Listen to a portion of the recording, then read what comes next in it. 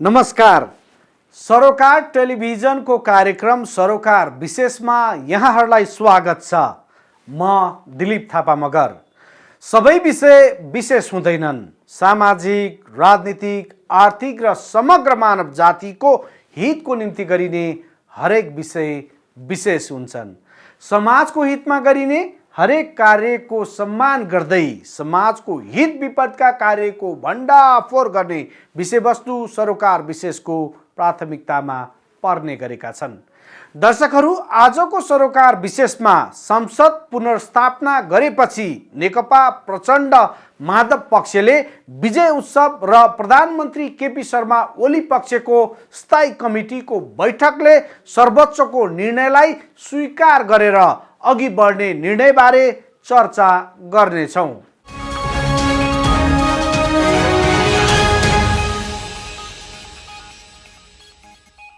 सर्वोच्च अदालतले संसद पुनर्स्थापना गरेपछि नेकपा प्रचण्ड माधव पक्षले विजय उत्सव मनाइरहेको छ।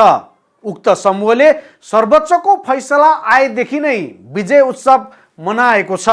प्रधानमन्त्री केपी शर्मा ओली पक्षको स्थायी कमिटीको बैठकले सर्वोच्चको निर्णयलाई स्वीकार गरेर अघि बढ्ने निर्णय गरेको छ।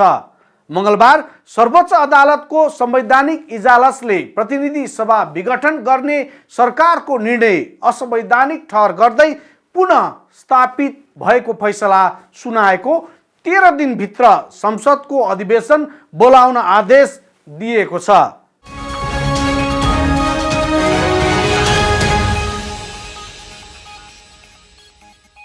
मंगलबार सर्वोच्च अदालतले संसद पुनर्स्थापना गरेपछि नेकपा पुष्पकमल दाहाल प्रचण्ड माधव कुमार नेपाल समूहले विजय उत्सव मनाइरहेका छन्। सर्वोच्च अदालत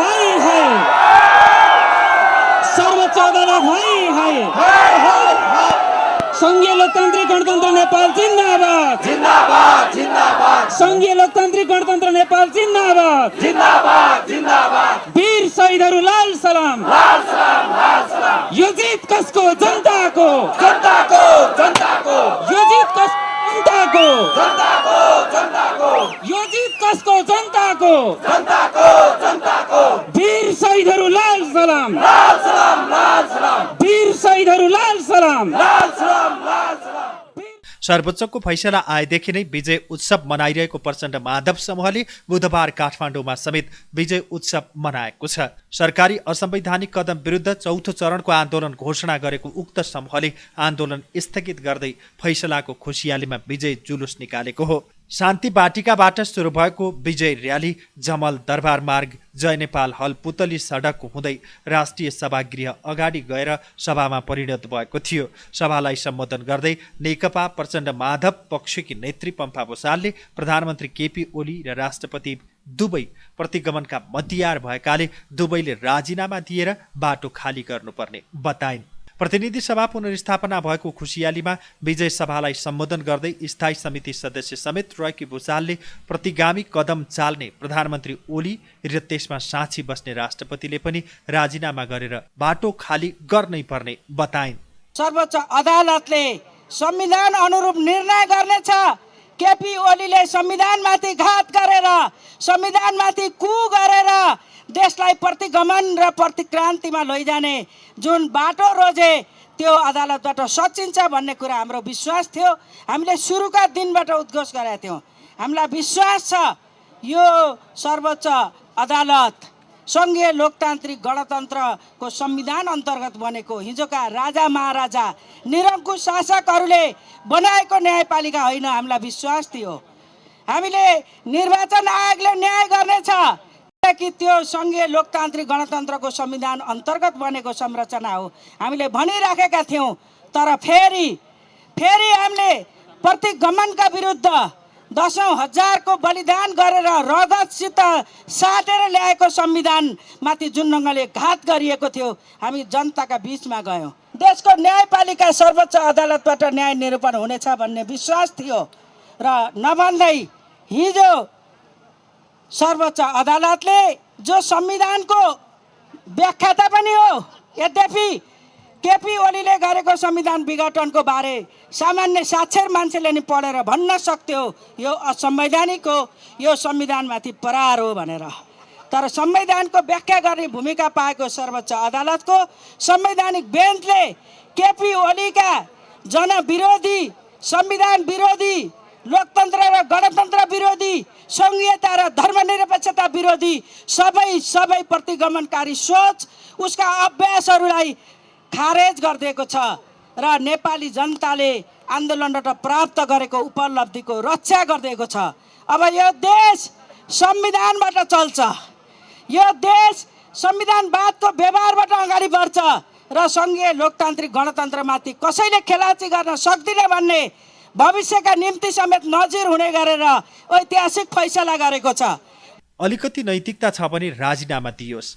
हारेका प्रतिगामीले उठ्छु भन्ने परिकल्पना गरेको छ भने त्यो दिवा सपना हुने नेत्री भुषालले चेतावनी दिइन्। अब केपीका कदमले, केपीले जे लिएर जाने शीतल निवासले ल्याप्चे लगाइदिने। हामीले जनताको आन्दोलनबाट, त्याग तपस्या बलिदानबाट ल्याएको परिवर्तन र गणतन्त्र र त्यसको एउटा संवैधानिक निकाय राष्ट्रपति प्रणाली हामीले गऱ्यौँ। हामीले त्यो संस्था किन बनाएको हेऱ्यो, त्यो सेरेमोनियल हो, तर त्यसलाई हामीले संविधानको रक्षक भनेर गरेका हौँ। संविधान, केपी ओलीले संविधानको हत्या गर्ने अनि राष्ट्रपति निकायले चाहिँ त्यही रगतको टिका लाउने, यो प्रतिगमनका मतियारहरूले मैले सोचेको थिएँ। हिजो बेलुका सर्वोच्च अदालतबाट निर्णय आउँदै थियो, मैले पनि मिडियाबाट एकदम अपरझट थाहा पाएको थिएँ। मैले सोचेको थिएँ अब तत्कालै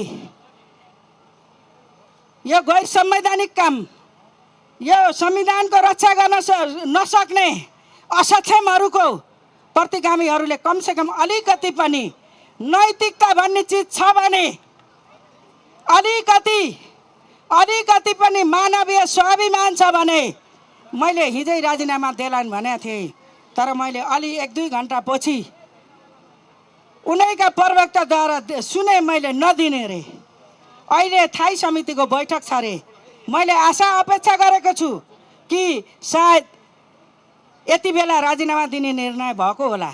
उनले सर्वोच्च अदालतले नै आगामी 13 दिनभित्र प्रतिनिधि सभा बैठक बोलाउन आदेश दिएकाले त्योभन्दा अघि नै प्रतिगमनका मतियारहरूले राजीनामा दिँदै पश्चाताप गर्न सुझाव दिइन्। सर्वोच्चले दिएको समयसम्म पनि राजीनामा नगरे संसदबाट गल हत्याएर निकाल्नुपर्ने अवस्था आउन सक्ने भन्दै पशुपतिमा पूजा गर्नुभन्दा जनतामाझ क्षमा माग्दा राम्रो हुने सुझाव दिइन्। उनले केपी प्रवृत्तिलाई पराजित गरेसँगै संविधान लिकमा आएकाले अब राजनीतिक उपलब्धिका लागि आन्दोलन गर्नुपर्ने अवस्था नआउने तर्क गरिन्। नैतिकता छ भने 24 घण्टासम्म पर्खिन पर्दैन, राति छोड्यो भने 7-8 घण्टा दिन बितेको छ, तत्काल राजीनामा दियोस्। अझै हारेको प्रतिगामीले उठ्छु भन्ने परिकल्पना गरेको छ भने त्यो दुस्वप्न हुनेछ। 13 दिनभित्र प्रतिनिधि सभाको बैठक बस्नेछ र त्यहाँबाट गलत्याएर फालिनेछ। तर म अहिले पनि अपिल गर्छु, यो संविधानको हत्या गर्ने, संविधानको संरक्षण गर्न नसक्नेहरूले छिटोभन्दा छिटो ठाउँ खाली गरिदिएर आफूले गरेको अपराधप्रति पश्चाताप गरेर कतै बसिदिए हुन्छ। बिहान पशुपतिको जात्रा देखाएको थिएँ मैले, त्यहाँ क्षमा याचना भन्दा अब जनताका बिचमा क्षमा याचना गरेर हामीले छोड्यौँ भनेर फैसला गरे हुन्छ। म हार्दिक अपिल गर्न चाहन्छु।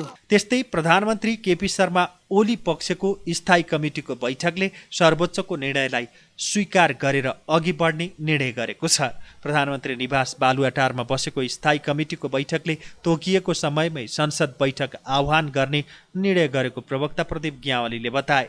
सर्वोच्चको फैसला र त्यसको कार्यान्वयनमा लैजाने विषयमा छलफल भयो। लोकतन्त्र मान्ने भएकाले सर्वोच्चको निर्णय कार्यान्वयन गर्ने निर्णय गरेको उनले बताए।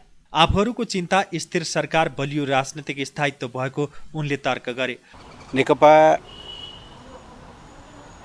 शक्ति पृथकीकरण लोकतन्त्रका आधारभूत मूल्य मान्यताहरू र विधिको शासनमा विश्वास गर्ने पार्टी हो। हामीले बनाएको संविधानले संविधानको अन्तिम व्याख्याताको रूपमा सर्वोच्च अदालतलाई स्थापित गरेको छ।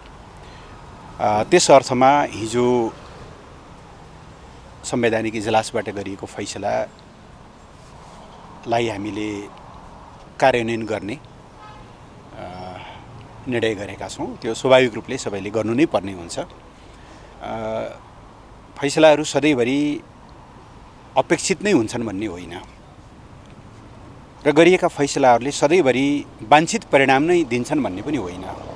हाम्रो चिन्ता नेपाली जनताको जुन चाहना हो, स्थिर सरकार, स्थायी नीतिहरू, सङ्गतिपूर्ण नीतिहरू र मुलुकमा बलियो राजनीतिक स्थायित्व, यी कुराहरूलाई अदालतको फैसलाले बल पुर्याउँछ या भोलिका दिनहरूमा मुलुक एउटा राजनीतिक अस्थिरतातिर जान्छ भन्ने बारेमा अब हामीले पर्खिनुपर्नेछ।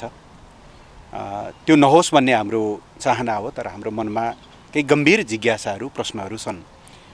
यी प्रश्नहरूको बारेमा हामीले बहस गर्दै जान्छौँ, छलफल गर्दै जान्छौँ। तर अहिलेको हकमा अदालतको फैसलालाई कार्यान्वयन गर्ने, त्यसलाई सम्मान गर्ने हिसाबले हामी अगाडि बढ्छौँ। आज हामीले पहिलो त्यो कुरा निर्णय गरेका छौँ। दोस्रो, यो समग्र परिस्थितिको बारेमा छलफल गर्नको निम्ति छिटै हामीले पार्टी केन्द्रीय कमिटीको पनि बैठक र नेकपा संसदीय दलको बैठक पनि बोलाउँछौँ। दलको नेता उपनेताको हैसियतले उहाँहरूले बोलाउने बैठक नै आधिकारिक हुन्छ भन्ने बारेमा मैले थप बताइरहनु परेन। त्यहाँबाट हामी थप छलफल पनि गर्छौँ, आवश्यक सुझावहरू पनि लिन्छौँ। र तेस्रो, अहिले देशमा विभिन्न ठाउँमा हामीले कार्यक्रमहरू राखेका छौँ।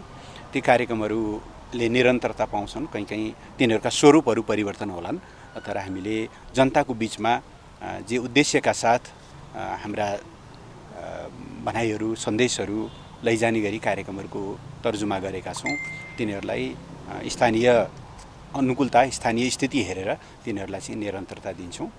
र चौथो चाहिँ यस पछाडि अब संसदको अधिवेशन निर्धारित समयमै आह्वान हुन्छ, सम्मानित अदालतले दिएको समय सीमाभित्र।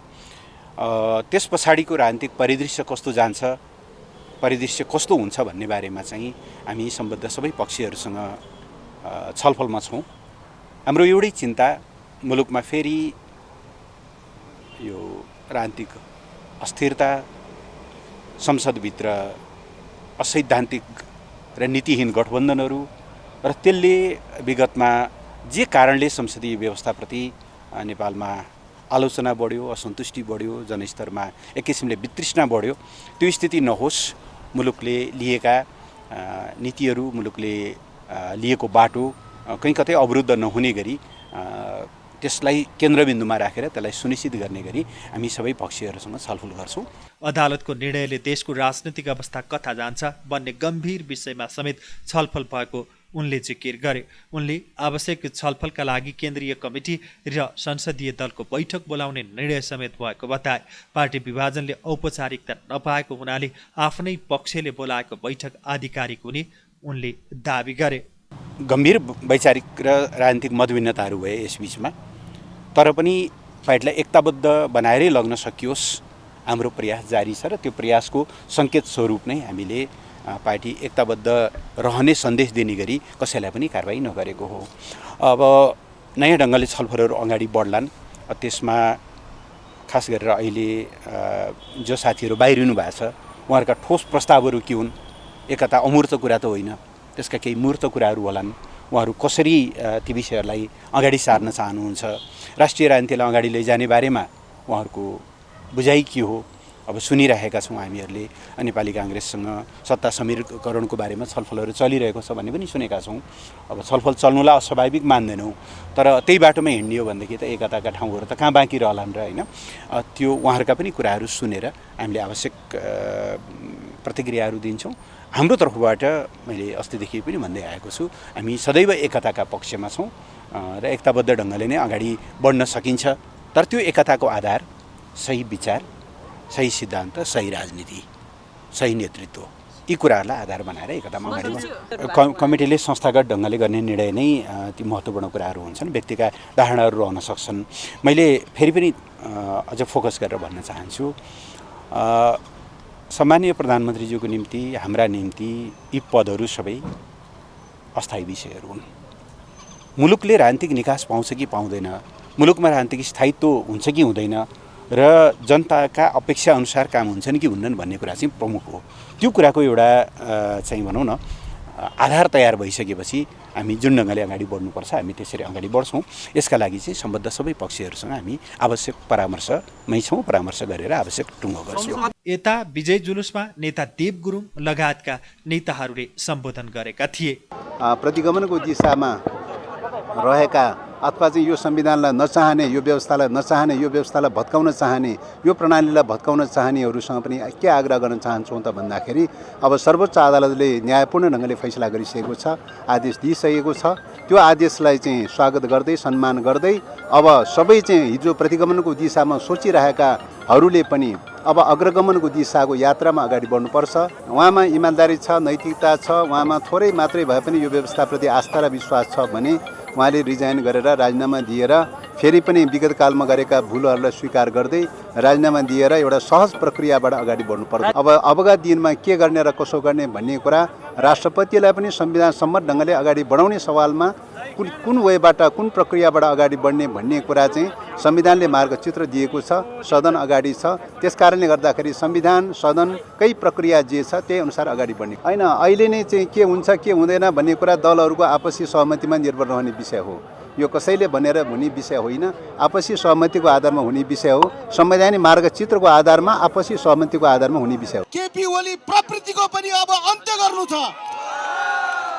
आदरणीय जनसमुदायहरू, आज केपी ओलीको असंवैधानिक कदम, केपी ओलीको अलोकतान्त्रिक कदम यो बेठिको भन्ने कुरो हाम्रो देशको सम्मानित सर्वोच्च अदालतले फैसला गरेर सुनाइदिइसकेको छ। आज यो निरङ्कुशता आज परास्त भएको छ। नेपाली जनताले जितेको छ, संघीय लोकतान्त्रिक गणतन्त्रको संविधानले जितेको छ र लोकतन्त्रले जितेको छ। आदरणीय जनसमुदायहरू, फेरि एकपल्ट हामीले ल्याएको लोकतन्त्रलाई हामीले रक्षा गर्न हामी सफल भएका छौँ। हामीले ल्याएको संघीय लोकतान्त्रिक गणतन्त्रको संविधानलाई रक्षा गर्न हामी सफल भएका छौँ र हामी फेरि अब एउटा यो मुलुकको समृद्धिको यात्रालाई हामी अगाडि बढाउँदैछौँ। यो मुलुकको समाजवादको यात्रालाई हामी अगाडि बढाउँदैछौँ र यो मुलुकमा रहेका तानाशाही प्रवृत्ति बोकेकाहरूलाई हामी सदाको लागि अन्त्य गर्ने अभियान पनि हामीले अगाडि बढाउँदैछौँ। आदरणीय जनसमुदायहरू, हामीले अपेक्षा गरेका थियौँ कि हिजो बेलुकी नै यो जनविरोधी, असंवैधानिक र तानाशाही केपी ओलीको राजीनामा आउनेछ भन्ने हामीले सोचेका थियौँ। यो निर्लज्ज, यो अनैतिक, यो केपी ओलीलाई अब हामीले कठालो समाएर नफालेसम्म यो बालुवाटारबाट अगाडि जानेवाला छैन। मलाई लाग्छ कि उहाँको प्रिय साधन भनेको त्यो बेलगाडा हो। अब उहाँले बालुवाटारबाट अब चाहिँ नि त्यो निवाससम्म जानको लागि त्यो बेलगाडाको सायद तयारी गर्दै होला। काठमाडौँमा भन्ने बित्तिकै बेल पाउँदैन, त्यसो भएको हुनाले सायद त्यसको चाँजो पाँजो मिलाउँदै हुनुहुन्छ होला। आज बुझ्नुपर्छ, यो देशको जनताले संघीय लोकतान्त्रिक गणतन्त्रको संविधान ल्याएर जनता नै देशको मालिक हुने व्यवस्था हामीले ल्यायौँ र त्यो ठाउँमा आसीन रहेका, सम्मानित पदमा आसीन रहेका सम्मानित राष्ट्रपतिले पनि आज बुझ्नुभयो होला यदि जनविरोधी र असंवैधानिक काम गर्यो भने कस्तो प्रतिफल आउँछ भन्ने कुरो राम्रोसँग बुझेको हुनुपर्छ। सर्वोच्च अदालतको संवैधानिक इजलासले प्रतिनिधि सभा विघटन गर्ने सरकारको निर्णय असंवैधानिक ठहर गरेर संसद पुनर्स्थापित गर्दै फैसला सुनाएको 13 दिनभित्र संसदको अधिवेशन बोलाउन आदेश दिएको छ।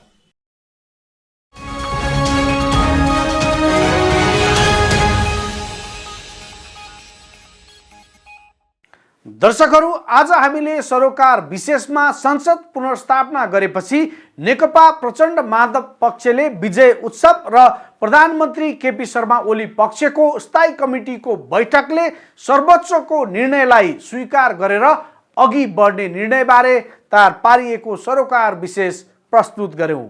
कार्यक्रम सरोकार विशेषमा हामी समाजका तीता मिठा यथार्थबारे जानकारी दिन उपस्थित हुने गर्छौं। आजलाई कार्यक्रम सरोकार विशेष यति नै। सम्पूर्ण युनिटलाई बिदा दिनुहोस्। हेर्दै गर्नुहोला सरोकार टेलिभिजन।